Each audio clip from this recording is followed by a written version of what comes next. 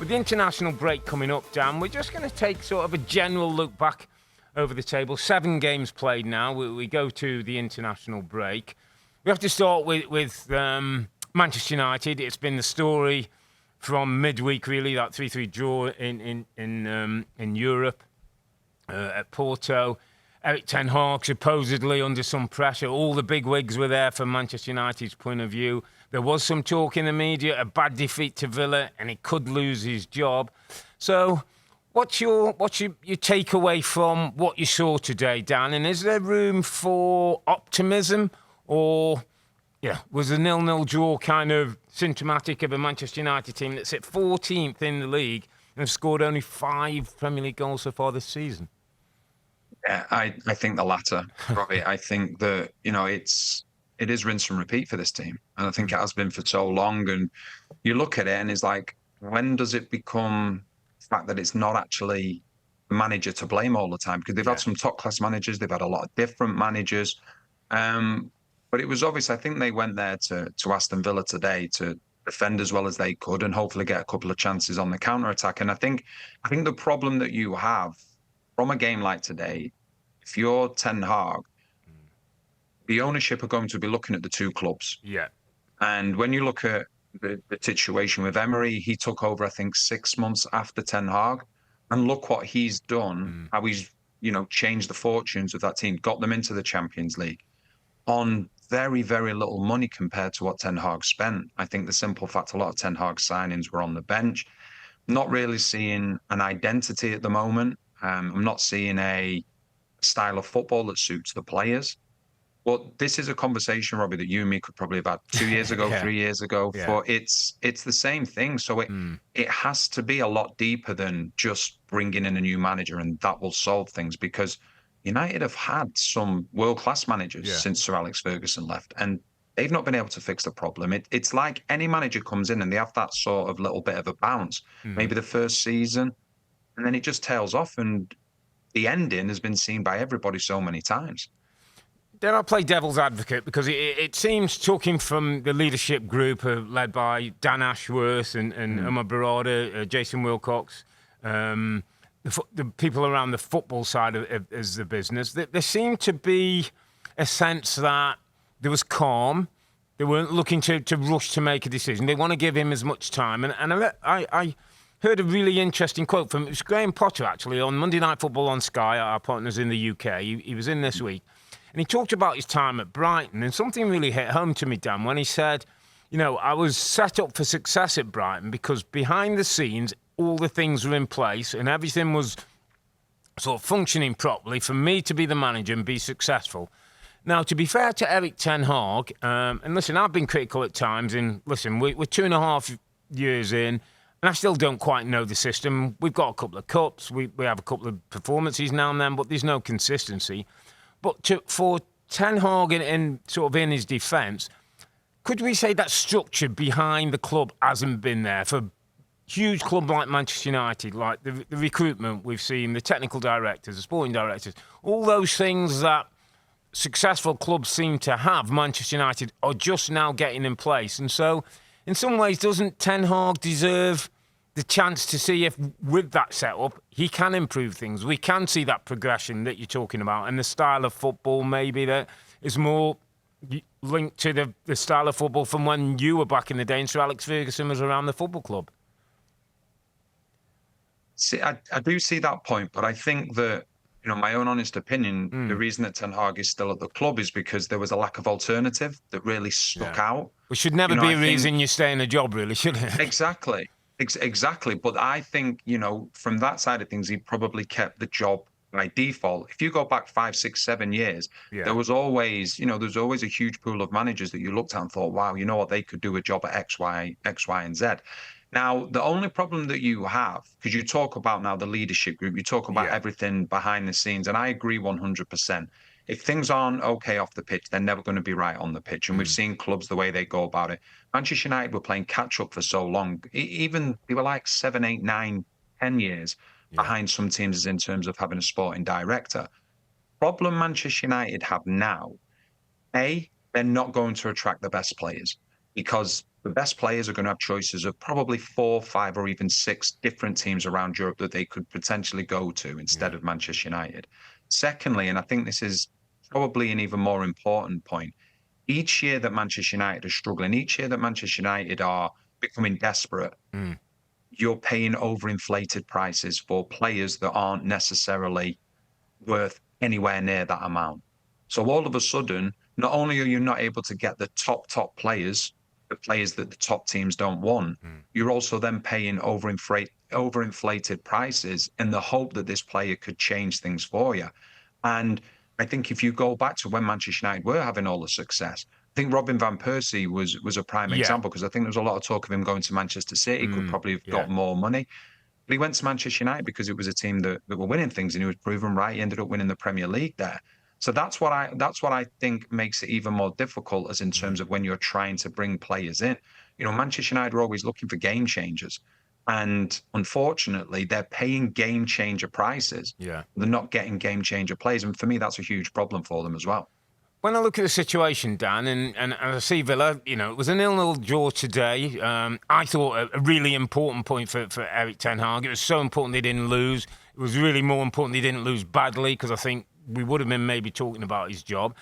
They scraped it a 0-0. He, in his words, rotated Martinez and De Ligt and played Evans and Maguire. And in our language, mate, when we used to play, they were dropped. So I don't buy this rotation word. I mean, come on. Not with centre backs. Yeah, but my point, Danny, is looking at that squad of players, and let's say, you know, they're getting people back fit now. They're getting a number. I know some are not as much fit as you would like, but there's a decent group that's coming together now.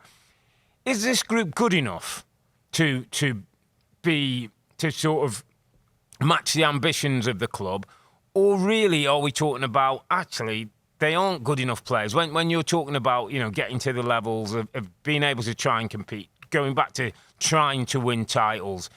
We've seen Unai Emery work with a group of Aston Villa players, many who were part of Steven Gerrard's team, and look completely different. Could somebody else come into Manchester United and get a different tune, or are some of these players really not quite at the level that we thought, and maybe they've overpaid? Yeah. You know, they've definitely overpaid for a number of players that aren't able to get in the starting 11 now. But one of the things that you see with the top teams, you know, we're talking about the Premier League. You look at Arsenal, you look at Liverpool, you look at Manchester City, you look at Aston Villa now, you look at Newcastle, you look at what Chelsea are starting to do.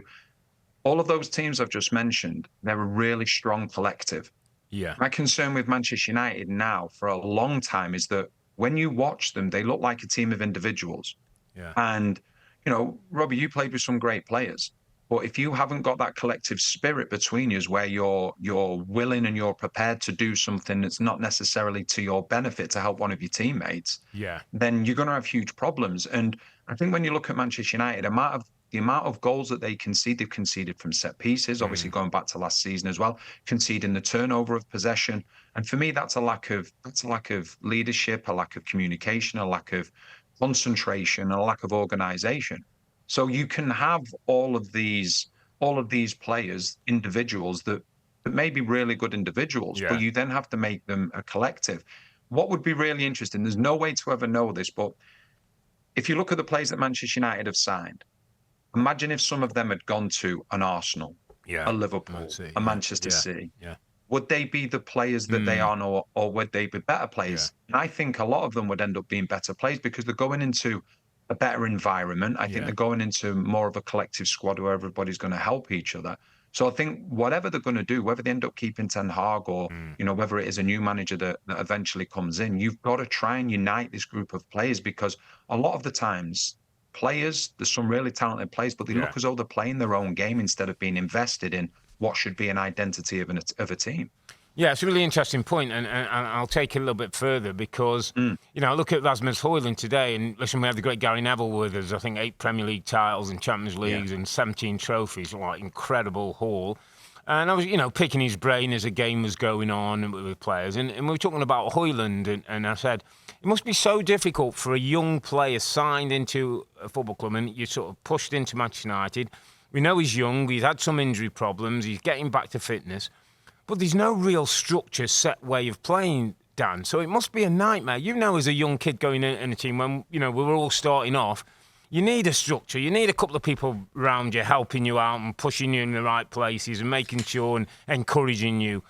I don't sense that this is quite the case at Manchester United. And another thing that came up, and I just want to get your thought before we maybe move on, and a quick line on Villa and we'll move on. But me and Gary were talking and we kind of hit on a point and said, do you know, with that first team squad, how many players in that squad are probably somewhat unhappy or unhinged, however you want to say it? Like Casemiro, obviously not happy. Anthony, not happy. Rashford, dragged off at half-time, rotation again, and plays today and he makes urgent. De Ligt, Martinez dropped today. Garnacho probably feels he should be playing. There's a lot of players who are probably not feeling great about themselves or great about the club at the moment. And again, I'm not sure that's a great collective to bring the spirit, to bring the togetherness.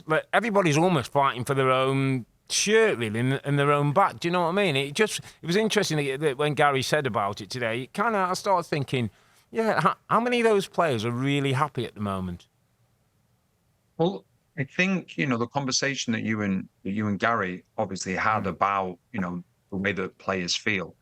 You will have been at clubs where players are feeling exactly that way. I've been at clubs where players are feeling exactly that way. But the difference was you had those leaders in the dressing room who would put their arm around them, say, listen, this is how it is. This is how things are going to get better. These are the things you've got to deal with.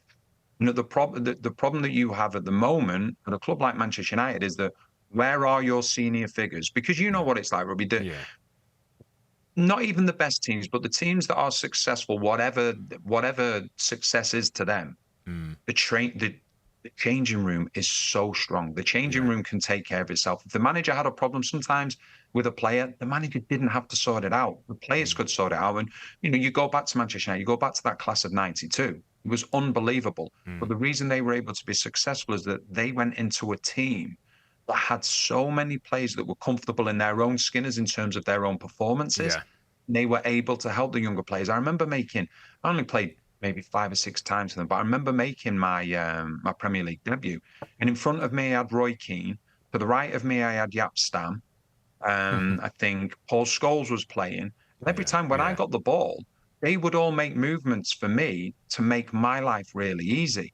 Whereas I think what is happening so often now, how many times have we heard, Mainu's going to be the saviour, or Garnacho's going to be the saviour? Relying on individuals, kids. And they're young kids, and all of a sudden you're expecting them to be leaders in what is a team that is gone through a rough patch for a long time. When young players come in and be successful, more often than not, it's not the way that Garnacho and Mainu have been successful. It's coming in and playing alongside your leaders. If you look at Manchester United, the Brian Robsons, the Roy Keanes, the Gary Nevilles, the Jaap Stams. But they're actually being asked to come into this team and change this team from like 7th or 8th place team to a 4th place team. You want younger players coming into a team that's already on its way to being that. So therefore, pressure that you're putting on young players is very, very tough. And the last thing I'll say on this, and it's something that I've always thought about Manchester United, if you look at the young players that come through at that club, they're the ones that when they go and play for the first team, they look the most comfortable in terms of the mentality, because they've been brought up in that atmosphere.